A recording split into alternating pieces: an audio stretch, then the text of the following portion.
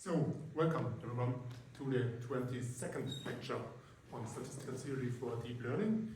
I would like to start with a few organizational remarks. First remark, in fact this is today it's the 22nd lecture and it's the last lecture which will be given by me. So if you think about the summer term as 14 weeks, should be 28 lectures, but there were 2 holidays, so we are going down to 26 lectures. There is the written exam in 2 weeks, exactly at the time of the lecture. So we are down to 25 lectures. So they are, after 22 lectures, there are 3 lectures missing. And the lecture on Monday, which will be part of of this lecture here, will be given by 3 students, which give a seminar talk about an actual result in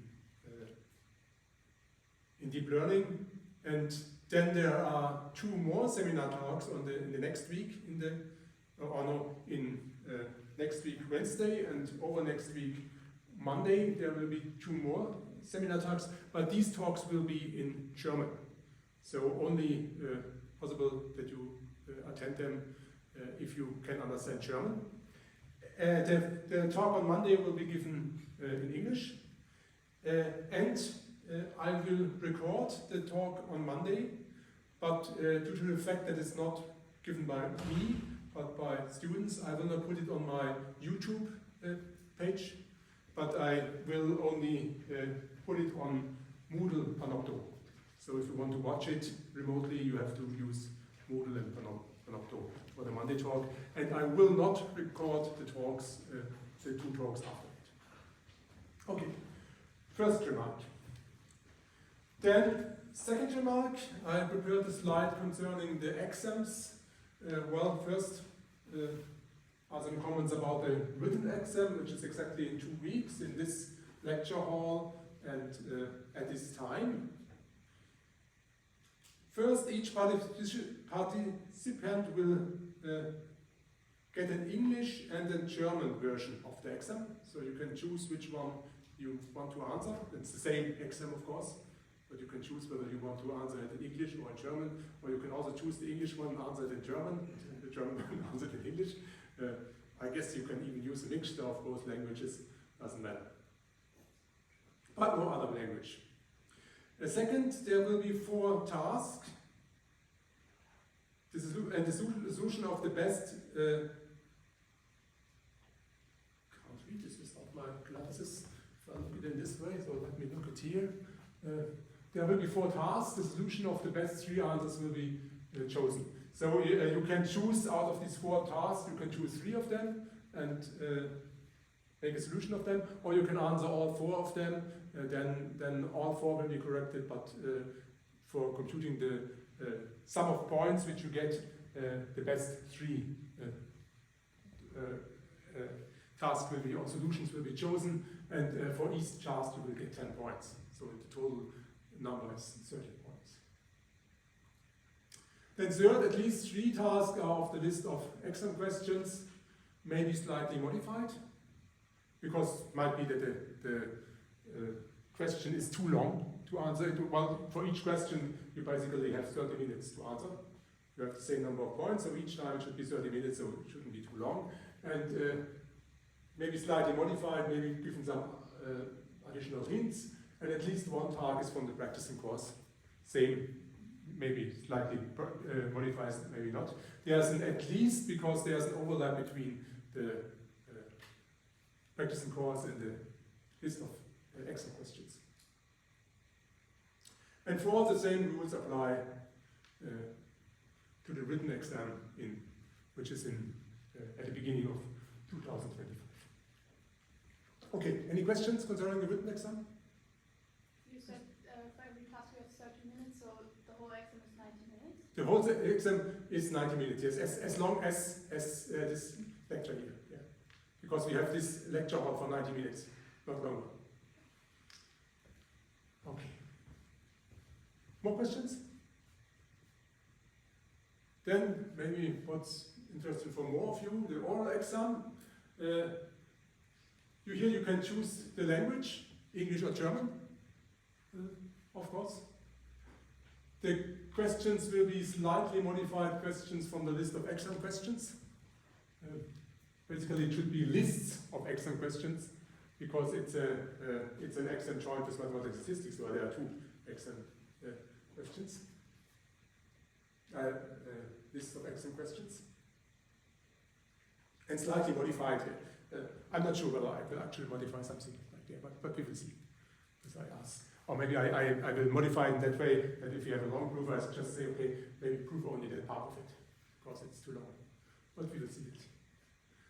And third point, the participants are allowed to choose the first question from the list of exam questions.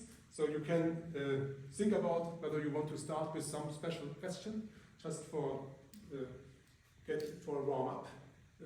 And then it might be that I stop you after 5 minutes and go on with another question. So you don't have to answer this question within 5 minutes.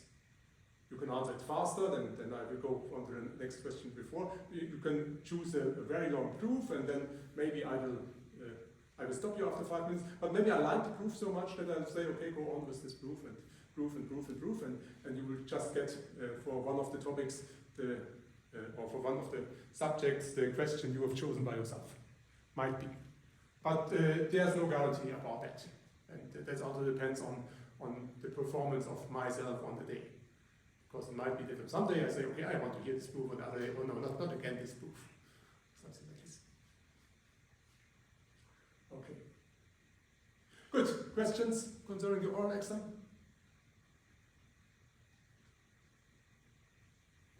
Then I uploaded a modified list of exam questions.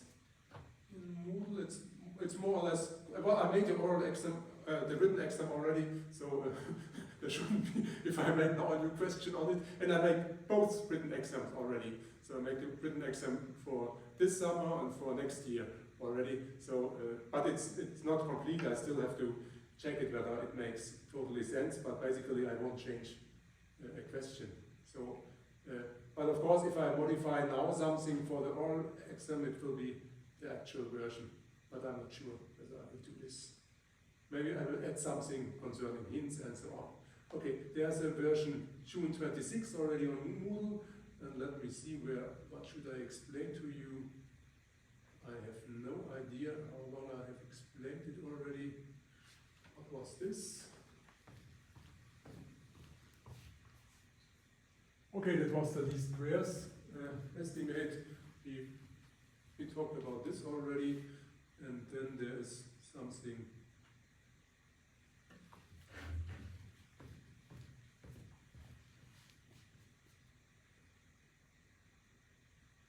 here. That was this theory which we had about the rate of conversion of the ReLU least squares neural network regression estimate. And then 23 is, no, 24. Then you have to define in 24, you have to define the lower bound on the rate of conversion, the upper bound on the rate of conversion, the minimax rate of conversion.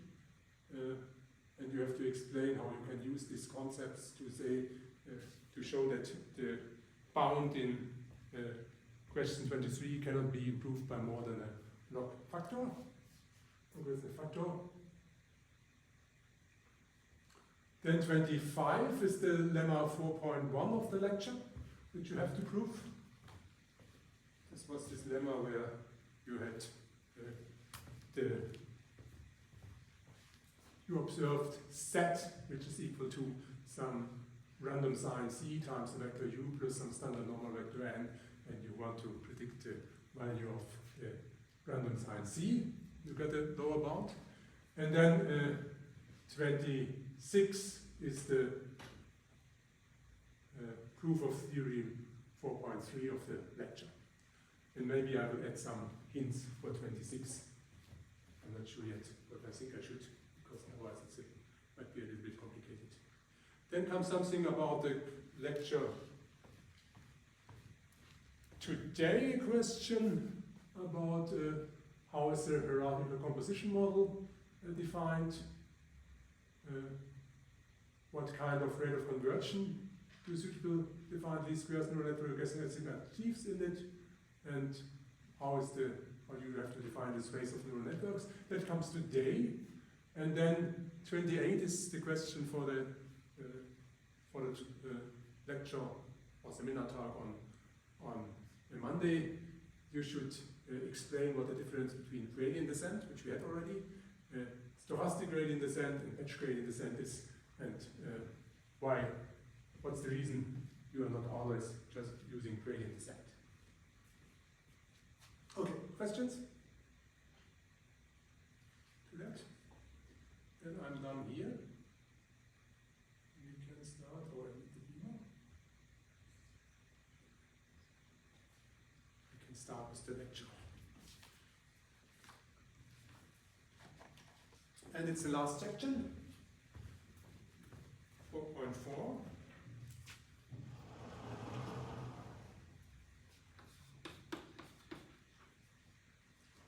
And I give you some theoretical argument why deep learning is a good idea, because it's a remedy against the curse of dimensionality. So we talk about deep learning.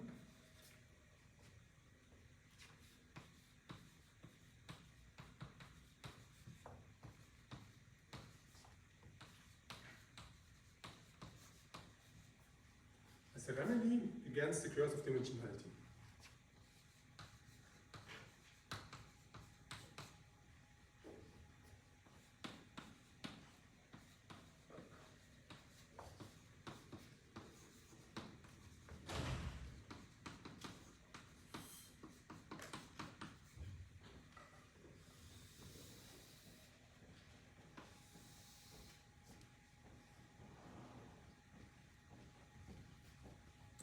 And we already have seen that suitable defined least squares regression or deep regression least squares deep neural network regression estimates achieve a rate of conversion in case that the regression function is PC smooth. And we have already seen that this rate is up to some log factor optimal. And this rate was n with exponent minus 2p over 2p plus d. So this was the optimal rate of conversion. I did not prove this, but you can show. Optimal rate of conversion.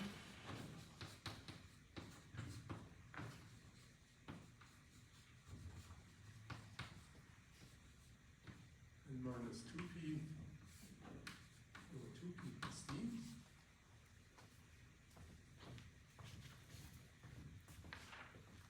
Which is the optimal rate for estimating of a PC smooth regression function.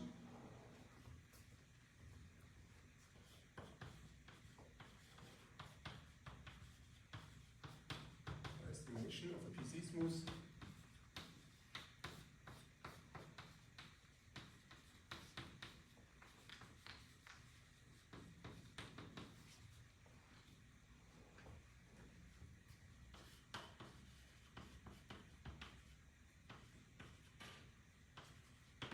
And what I need in addition, I need a bounded support. So let me make here some bound interval minus a.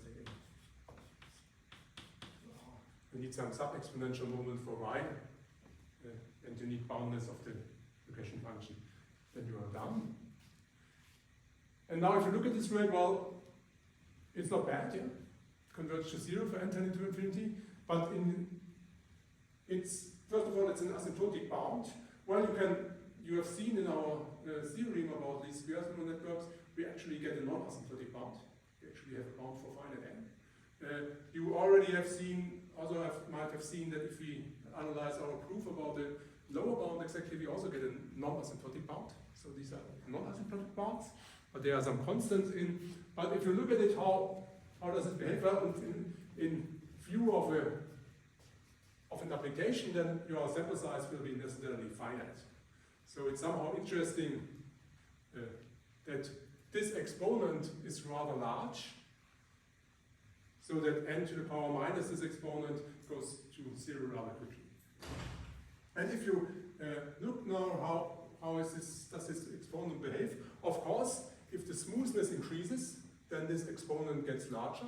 And if the smoothness goes to infinity, you see the exponent goes to 1. So you have something like n to the power minus 1, which is nice. But on the other side, you see also there's a dependency on the dimension of your predictor variable x.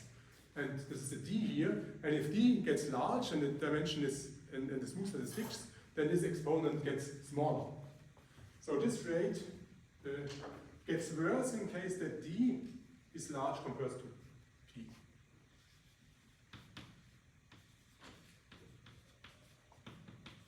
Worse in case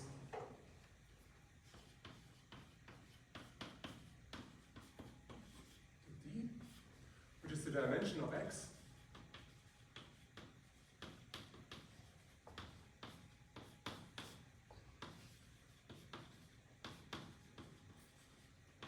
gets large compared to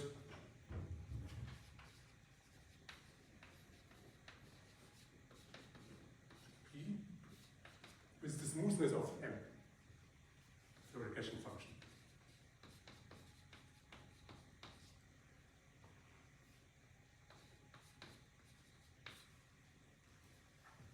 And since we have shown that this rate of conversion is optimal, or we have a corresponding lower bound, you can do nothing about it. Yeah? You cannot improve your estimate. No chance. And this phenomenon, that this estimation of a regression function or of some function gets especially difficult if the dimension of the predictor is large, is called curse of dimensionality.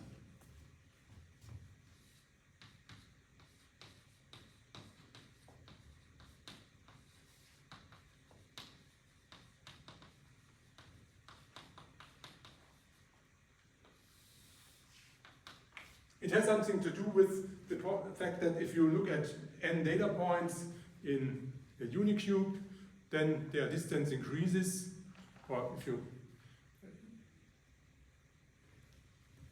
can consider regression estimation as reconstruction of a function from some observations at some points, and then it's somehow important how far away are these points, or how if you want to predict it on some cube, how well is the cube filled with these points, and then in higher dimension the distance between, say, equidistantly distributed points in this cube increases drastically if the dimension gets larger. And there's nothing that you can do about it. So, but nevertheless, in view of an application, of course, you have this application now with large D, you want to make something better, what you can do, you can of course impose additional assumptions. And with additional assumptions, you restrict the problem, and then might be that you get a better rate of conversion. And the main point of this section here is to show that deep neural network can achieve better rates in case that the high-dimensional regression function is a composition of suitable functions. So in this section,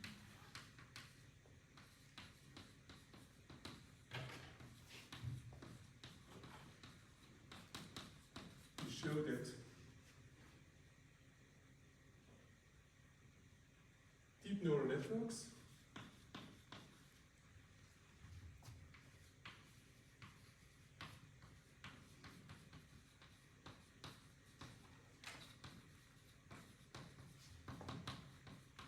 can achieve a better rate of conversion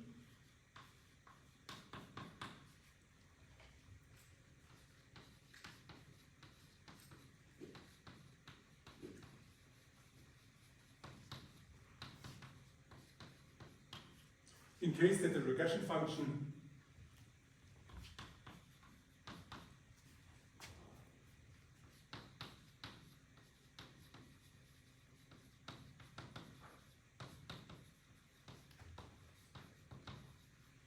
is a composition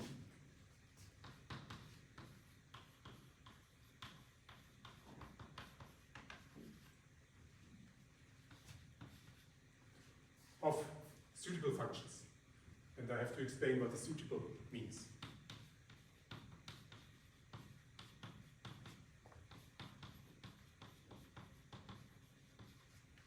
It will depend on some kind of the dimensionality of the function, but also on the dimension of the function compared to the smoothness of the function.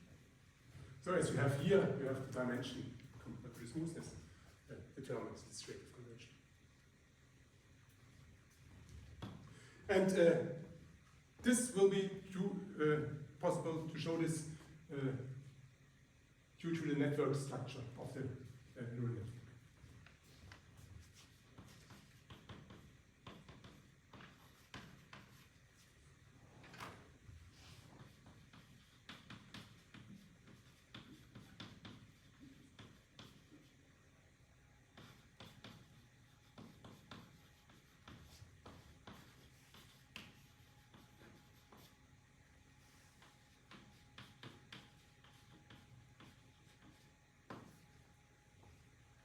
So if you ask about what's special, or if you ask me what's special about neural network, I would say it's the network.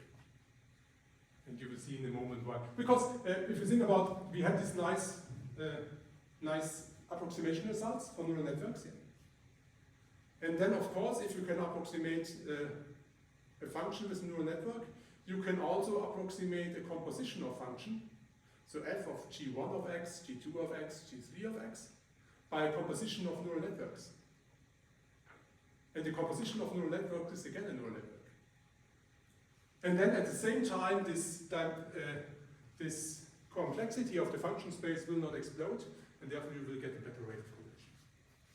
That will be the name metric. Okay. And now I have to say what do I mean by a suitable composition of suitable functions. That's my next definition.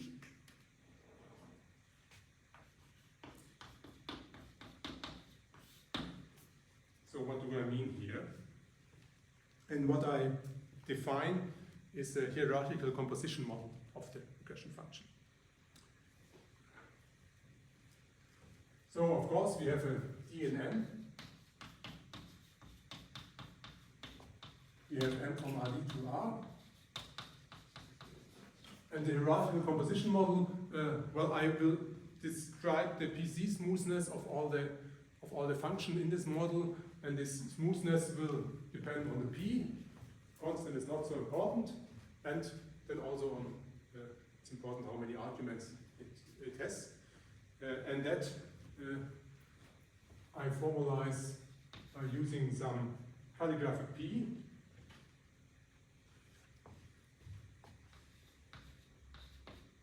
Well, the smoothness is a non-negative number, and how many variables I have is a natural number.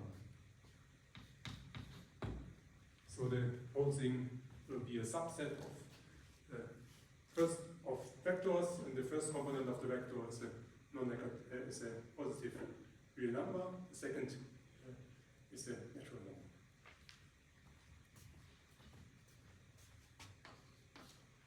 Then I start by saying that M satisfies the hierarchical composition model of level 1 with order and smoothness constraint P.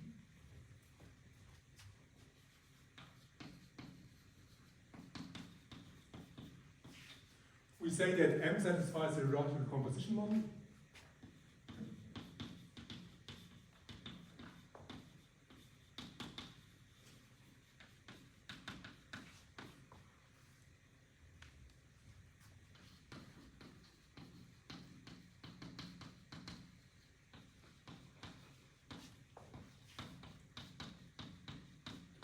Level 1 with order and smoothness constraint P.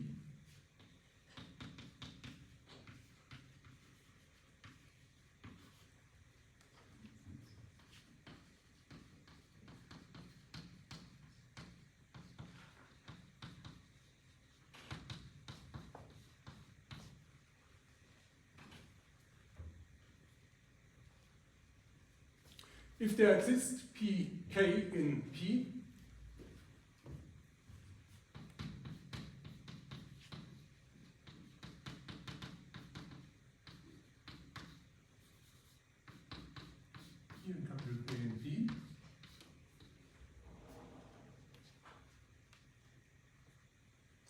then a PC smooth function G from R to K to R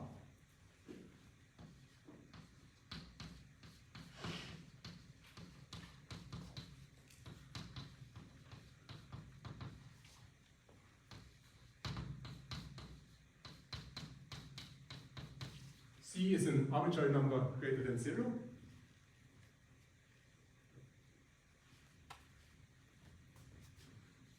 And the mapping pi, which says which component of x do I use for the kth component of G. So it goes from 1 to k, to 1 to d.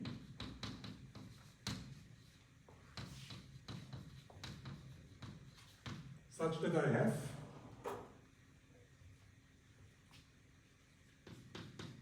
m of x is G applied to the pi of one component of x. X is upper index of 1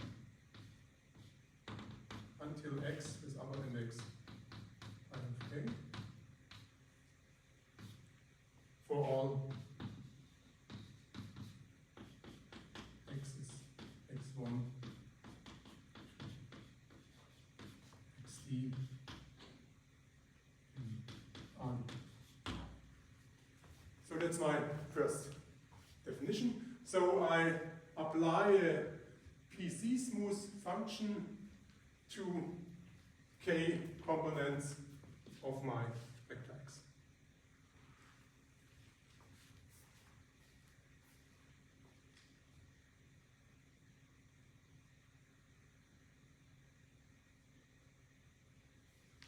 And then the next step, now I use this recursively.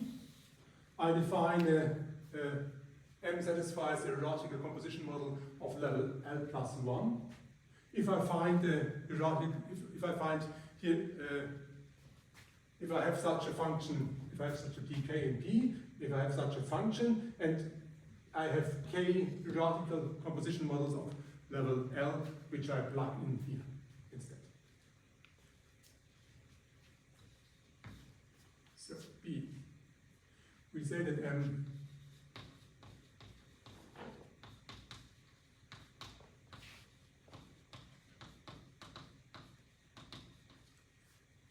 hierarchical composition model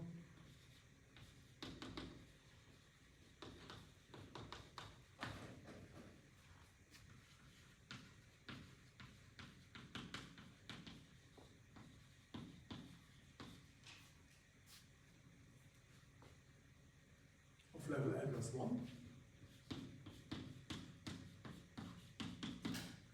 with order and smoothness constraint P.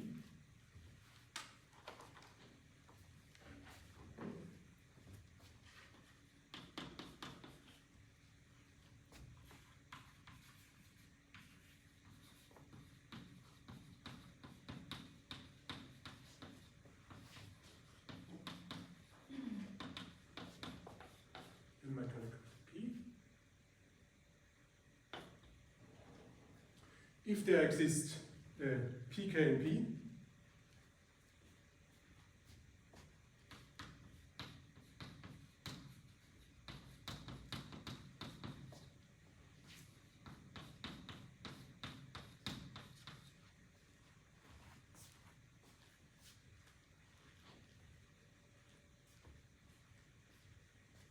and maybe I should add here also, I don't have colors here.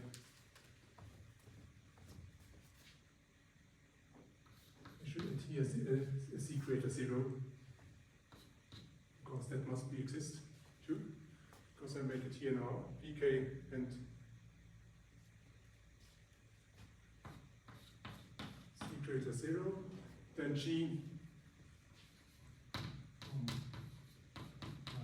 R.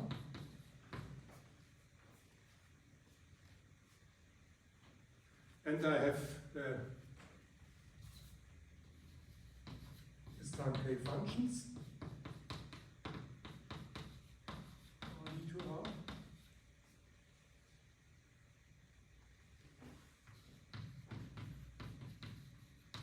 Such that G is PC smooth, G is a function from R to R, G is PC smooth.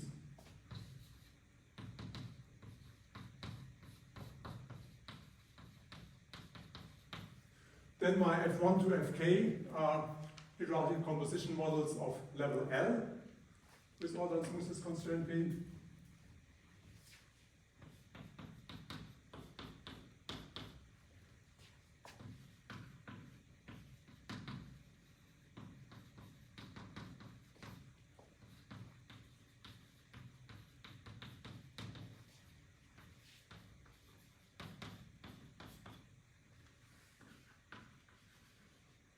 No, order one less, with order, no, of level one less, sorry, level L with order and smoothness constraint P.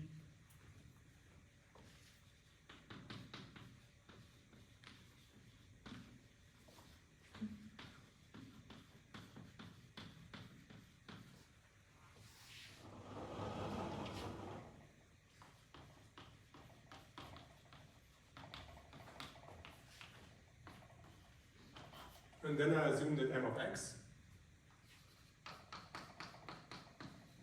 is G of F1 of x until Fk of x.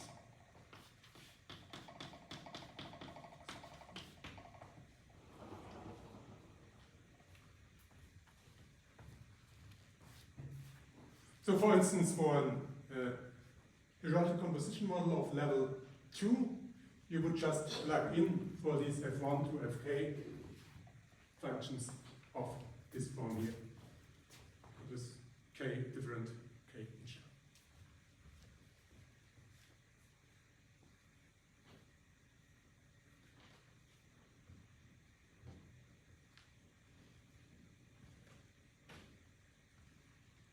Does this definition make sense? Does this occur, such a structure somewhere? Oh, you have a question there directly, please? Yeah, just a small question.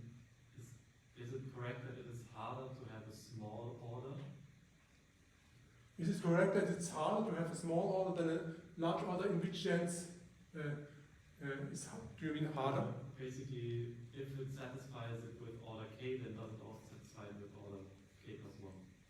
If it satisfies, you mean a level? No, order. I mean k. Oh, you mean a capital K? Yeah, of course you can increase it because you can add some component here where the function does not depend on it. Yeah, it's correct. It's correct.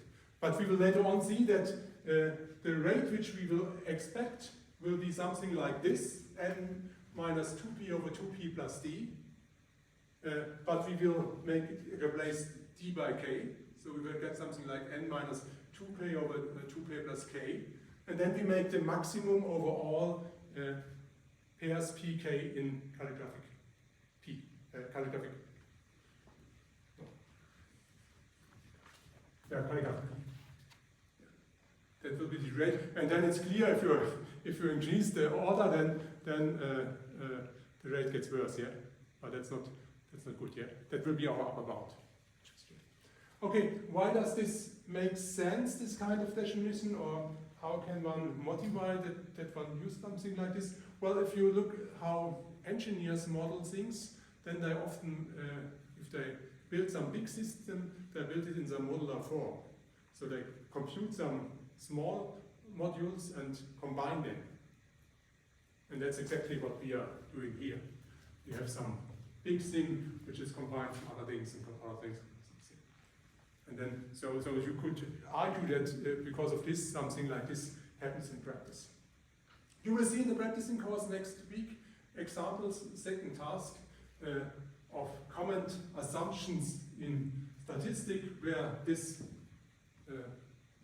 definition is satisfied. So generalize a lot what you know about dimension reduction technique in statistics. And the whole point is you have all of these things in one model, and what we basically show is that neural network can adapt to all of these assumptions simultaneously, and that's the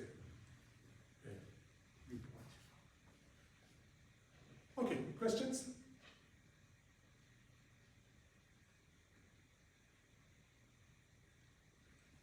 Now I have to define what is my estimate. And I will use a least squares estimate with neural networks. And I'll use some, what is new, we have our standard redo neural network space of neural networks, but I will use some sparseness constraint in it. So I will say I consider all those networks where there are not too many weights which are not non-zero.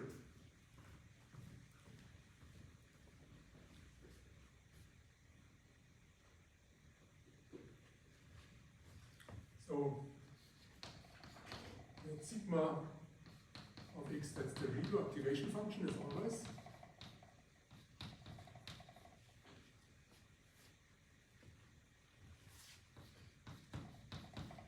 I have my number of layers, capital L, number of neurons where for each layer, which is R, and the new parameter tau, which gives you a bound of the non-zero weights. And then I let F sparse L R tau be the set of all feed-forward neural networks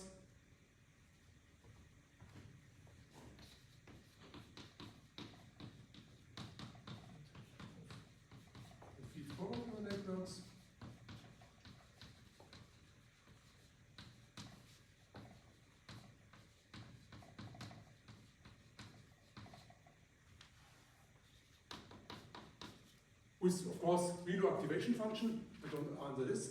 I have L layers.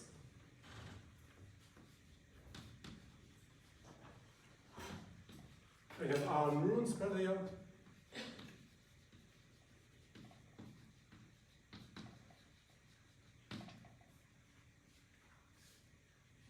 And where at most tau of its weights are non-zero.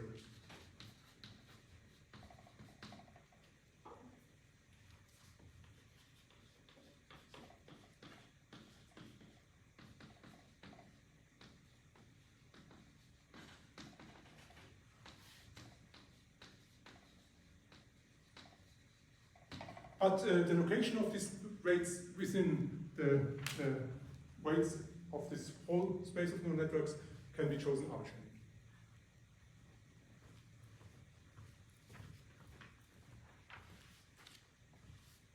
And then with this kind of function space, I make a least squares estimate.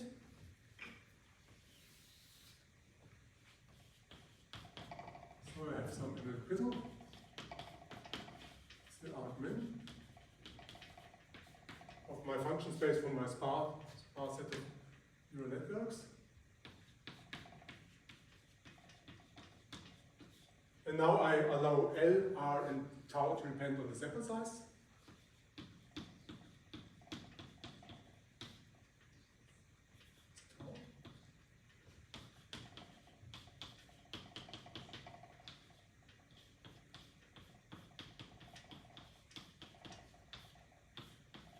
And I minimize the empirical L2 risk over this function space.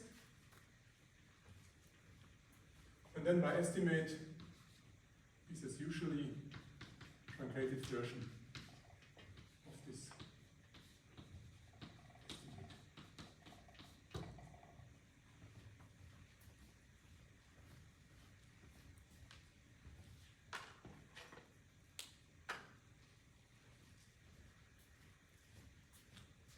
And then the main theorem is, and maybe I write this over there, because it's better if it fits on blackboard.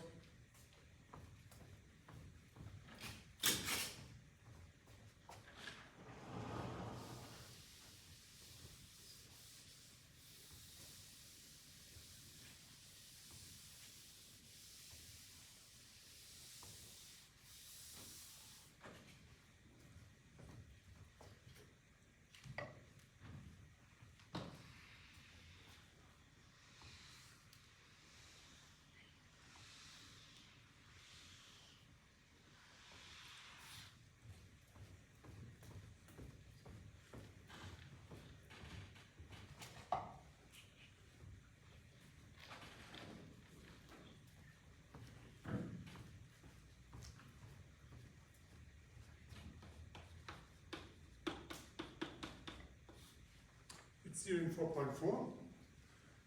We have usually a bounded support of x, so I have an a greater 0. I used y bounded, so I have a beta greater 0.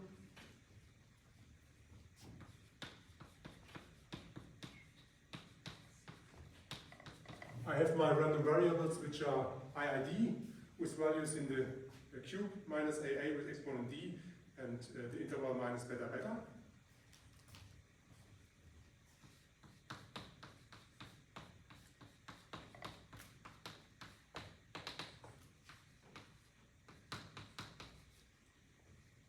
IID, random variables, with values in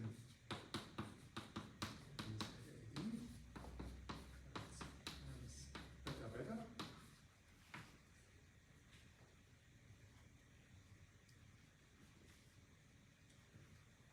I have usually the regression function m of x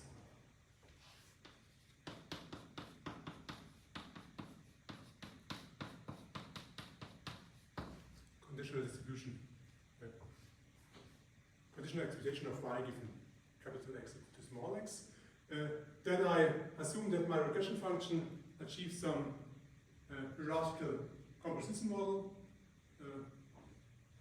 of some finite level L, and order and smoothness constraint P. So I had L and N.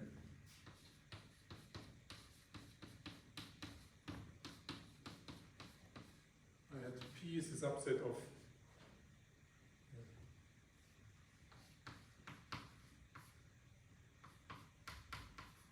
infinity N. And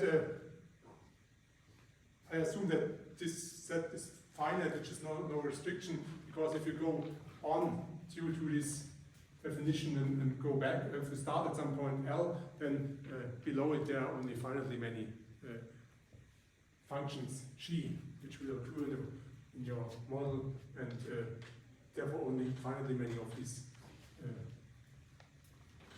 values in calligraphic P takes are important. Finite set.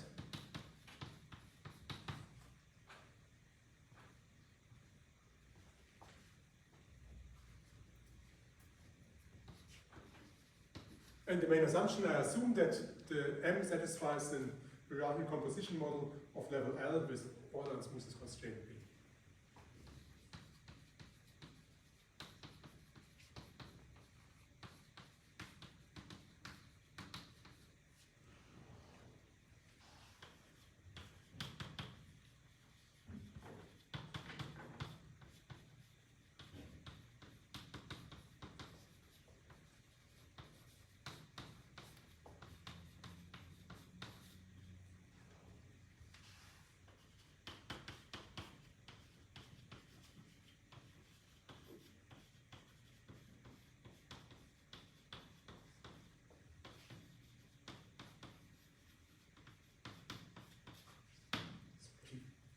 Then I have to choose all these parameters. Our parameter of our estimate is beta n, ln, r, and tau n.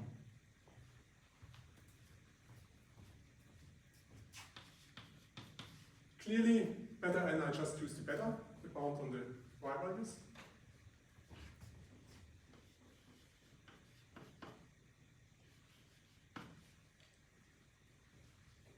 If you think about what do we need for the depth of the network, well, if you want to approximate one single PC smooth function, you need some log n. And or in the previous theorem, we need log n. And here we have to approximate finitely of these guys, so it's finite numbers times log n. So it's clear I said ln is a constant times log n.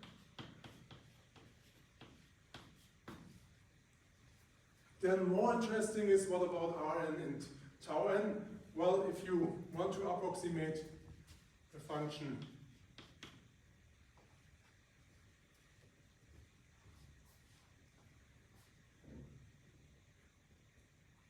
a PC smooth function from a PC smooth function which is defined on R with exponent k, Then in the previous theorem, we had something like Rn was of the order n with exponent k divided by 2p plus k. And now we have to approximate many of them, so we make the maximum of all the possible values of pk.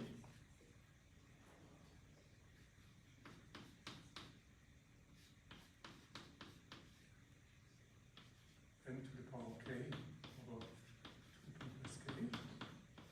And again the Gauss bracket. And then I need a tau n, and for the tau n again, for a single function, I can look at this. If I just want to approximate one function, I can look into my previous theorem, how many weights did I have there, and then it's basically log n times this number. So we get, and we have finally many of them, so we make just add a log number. Okay. So n times maximum kp n to the power k over sk. So that's the third.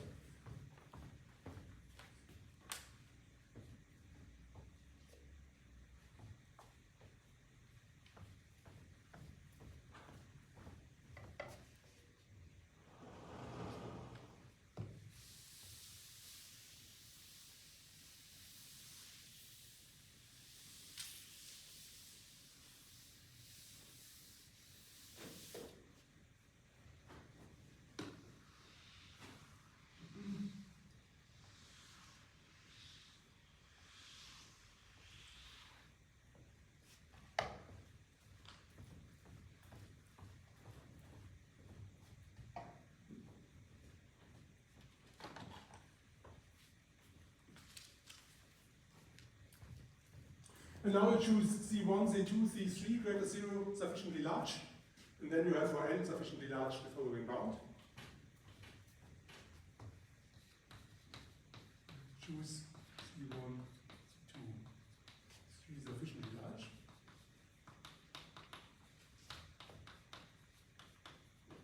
And this sufficiently large will depend on your hierarchical composition model.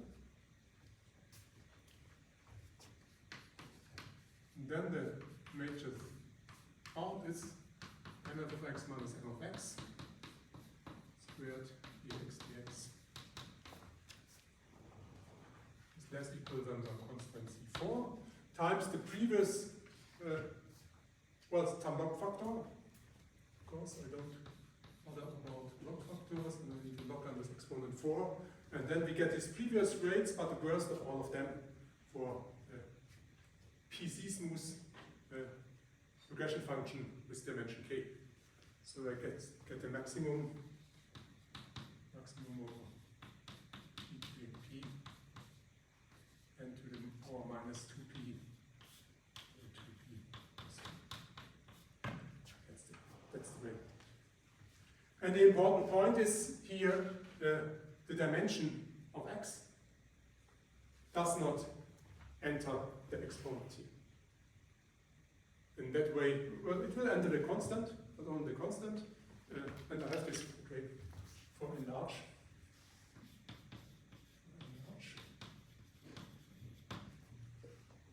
Remark.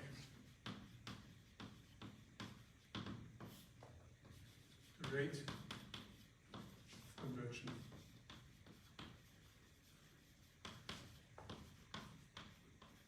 Above does not depend on d.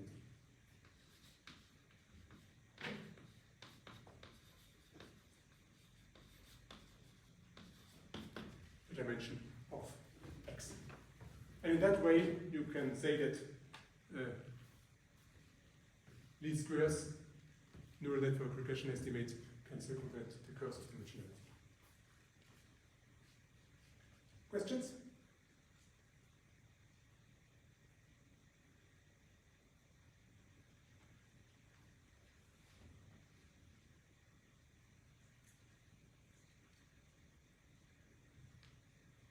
Okay, Okay, then next comes the proof. And I think I will not be able to, sure, I cannot do the complete proof, but I will start with the proof, and then you can look at the rest of the proof in the lecture notes. I can explain you the idea, but maybe before that I will make a break to clean the blackboard. But maybe before, one question. Do you see what is missing in this whole theory?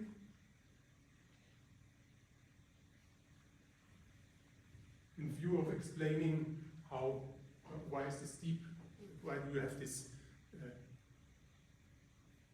huge success of deep neural networks and applications? Now you got some kind of theoretical explanation, and what is missing?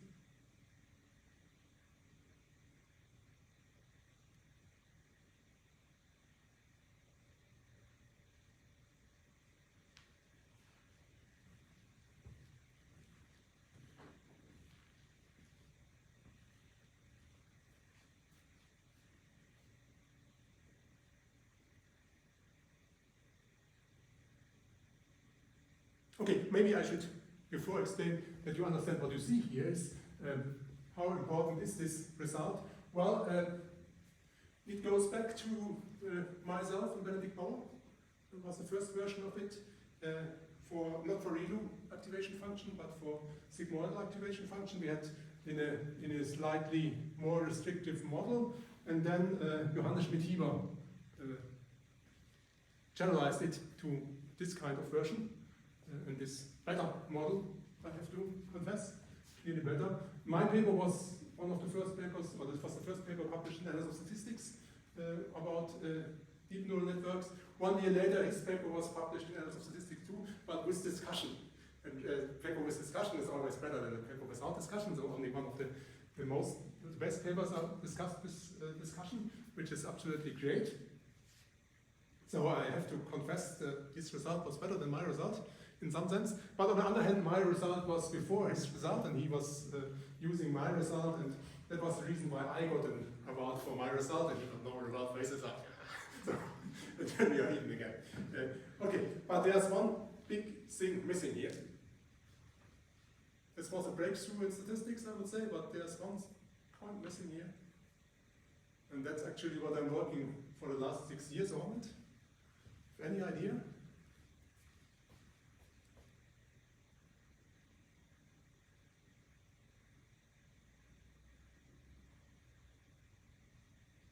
Okay, what is missing in the lecture until now?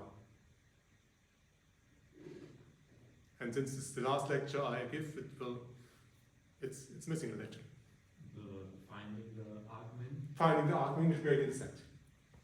So the question is, can you show something similar if you don't use this definition, but use gradient descent instead? And that's the question I'm working at least on 6 years on. And well, I have no idea how to do it with ReLU activation function, because the ReLU activation function is not differentiable, therefore the gradient does not exist. How can you use gradient descent? Yeah, that's a little bit strange. But for a smooth regression function, you can, of course, use it.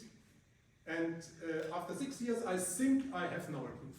Maybe you've heard about this mathematician who thinks they have the proof, and then try to write down the proof, and the proof is unfortunately 100 pages long.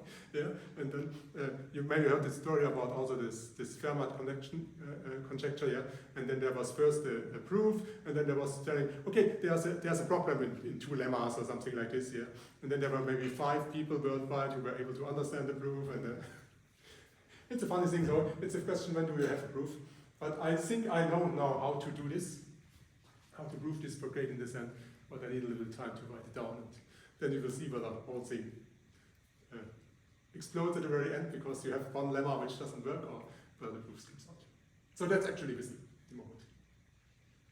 But I'm quite, well, I was January 2019, I was in Heidelberg giving a talk, and I was predicting that within 1 year when someone should have found such a proof. But until now, no one has found this proof. So, but maybe this year, not sure. Okay, that's missing at the moment, and that's one of the major open problems here. But somehow a miracle how you can use gradient descent to do such things. Okay, Then I make a break. We have 10:44, and I will go on at 10:49. Basically for 15 more minutes, because then I have to stop early, as I promised you last time.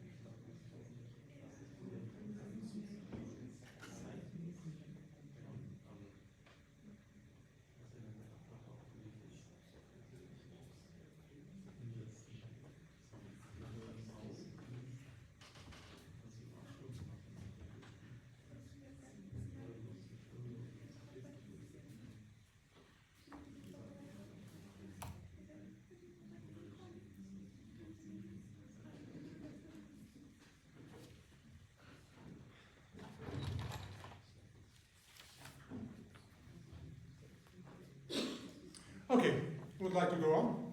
Let's try to prove the theorem. It's clear what we do, it's a least square estimate, so we apply theorem 4.1.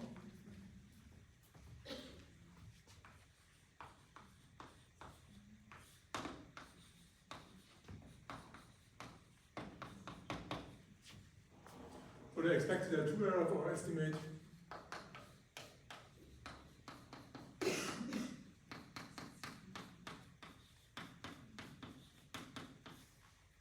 is less equal to the sum of two terms.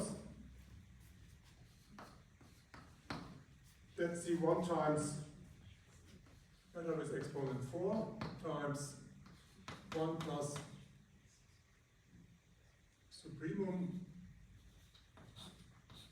over points x1n of the log of the covering number. So one covering number, the radius is 1 divided by 80 beta n. The function base is the truncated function space of this sparse neural network.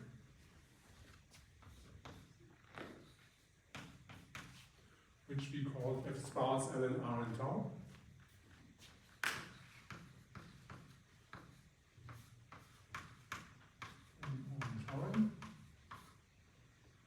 And the points x1n. The whole thing divided by n.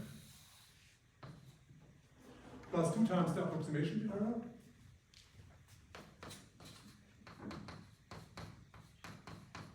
Infimum over f in the Bosch function space, South station.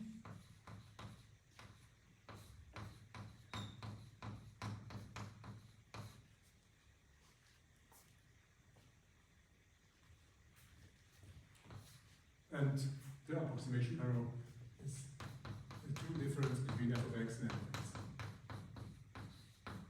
And the true distance between f of x and f of x. So you see what we have to show is that this basically the supremum over this covering number divided by n is less equal than this guy, and we have to show that this approximation error is less equal than our rate of conversion.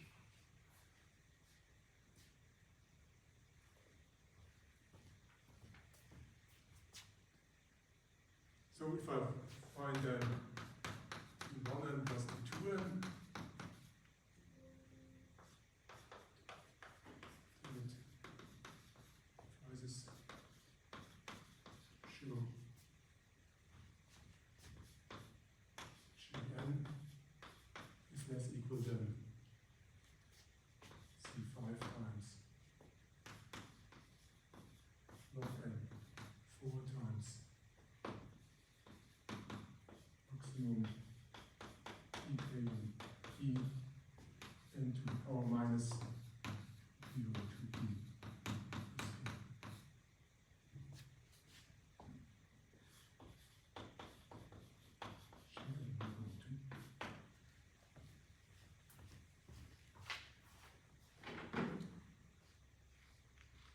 Okay. Let's talk about the covering number. Well, we need a bound of the covering number. And you know how to deal with bounds on the covering number. We had this one theorem where this covering number was bounded by some term with exponent VC dimension of the subgraphs of it. And this term will be something like constant, well, it depends on 1 over epsilon, so it will be constant times n or something like this. So basically we need the VC dimension of the subgraph. The truncated subgraphs has a VC dimension less than the VC dimension of the subgraphs. And then you need the VC dimension of these sparse neural networks. And we had for Reno activation function and set of neural networks, we had this bound from Bartlett here about the VC dimension. Number of weights times steps times log of number of weights times some constant. That was the upper bound for the VC dimension. Done.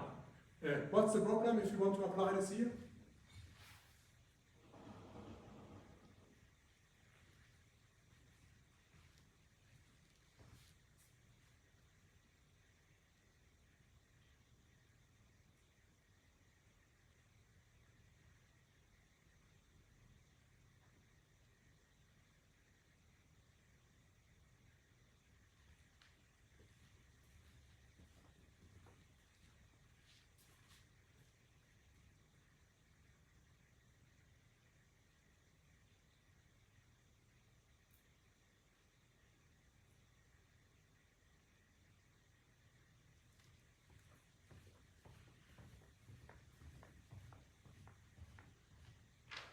guess the problem is that there's a mistake in the theory because I think the Rn is too small to get the whole neural network in it, but I don't see it at the moment because it doesn't look this way.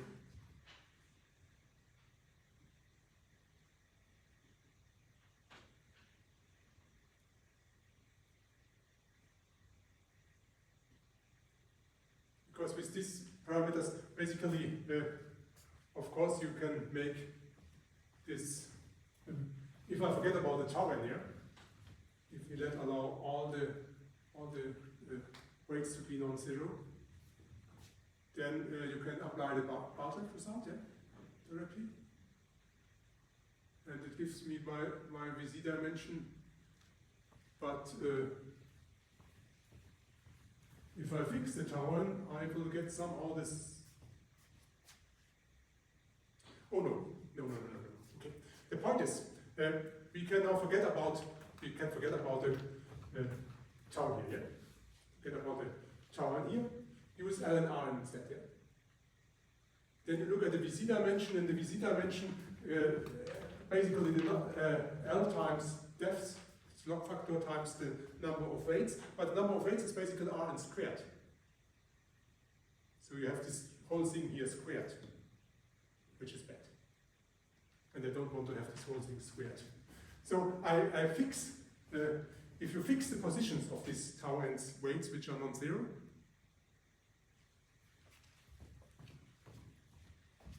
so if we fix the position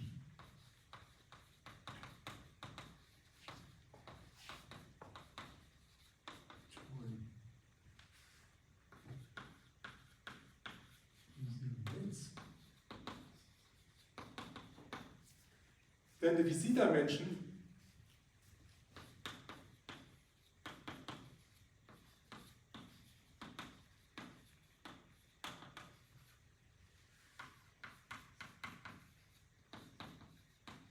function space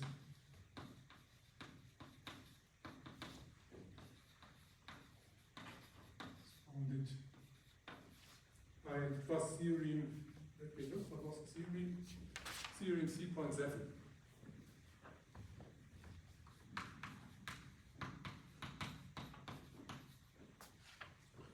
What is the VZ dimension? The VZ dimension is,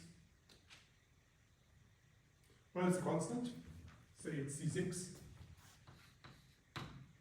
We have the ln, the depth, and we have the number of weights, but the number of weights are just the tau n.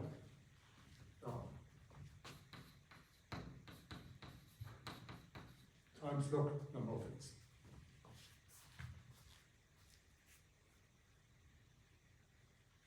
And now you can upper bound the covering number, in this case, by epsilon, 1 over epsilon, basically, is this guy. So it's n to this number. But I need a covering for the function space where I allow these functions, these positions to vary. And then I just construct a covering for each of these possible positions, set of positions, and unify all of them. So that means, if you think about how many there are, how many choices are for these positions, for these tau n positions, well, it depends on the number of weights. The number of weights is something like constant times Rn squared times ln.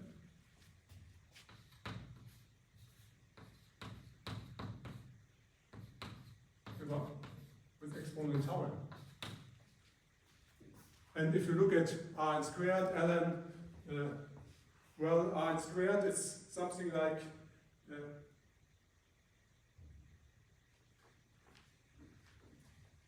well, it's 2k over 2p plus k for the worst, or for the pair which gives the largest value. But all these numbers are less than 2, so it's less than n squared. Something n is something with some exponent slightly less than n. So I can forget about the constant and the r squared. So I can write here n squared. And then I bound n squared above the binomial coefficient n squared tau n by n squared by the other number with exponent lower number.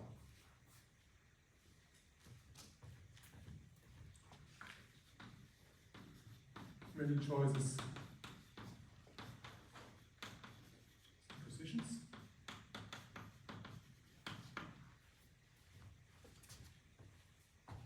And that's it.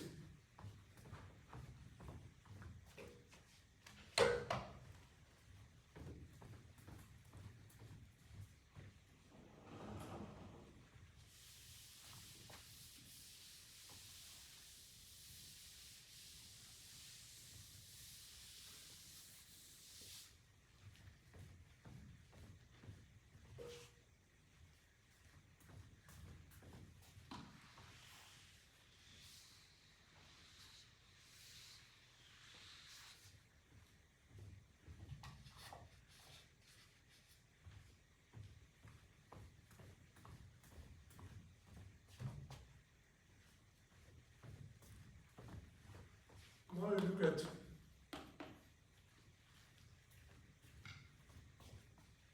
maybe I directly look at T1.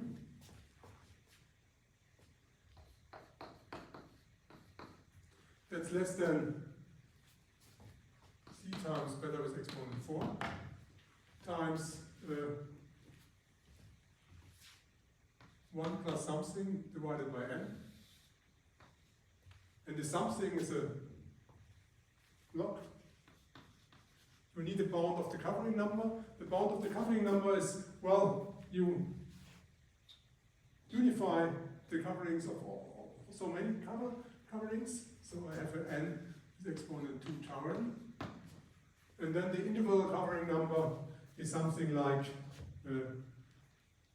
if I use the Hausler theory, I think it was theorem 3.5, it's 1 over epsilon, so it's a const times n.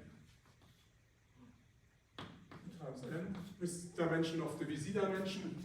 That's, oh, here was C6, and then we maybe have C7 and C8 times C6 times, or maybe I need a 2, maybe I make T2 times ln times tau n times log n, log tau n. And then you see, that's, forget about beta, you basically get ln is a log factor,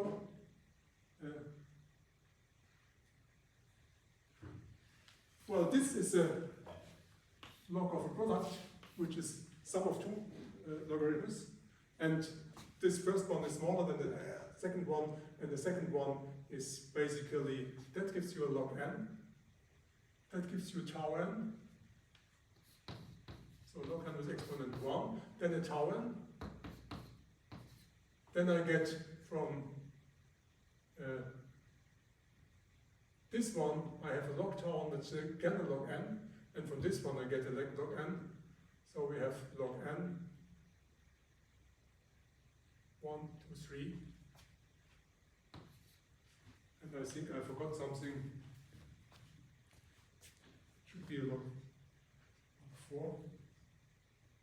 Oh no, the tau n has established one, yeah.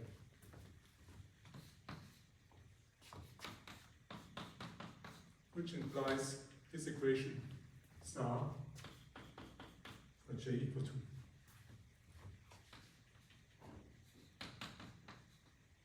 For j equal to. And the rest of the proof, please see in the lecture note.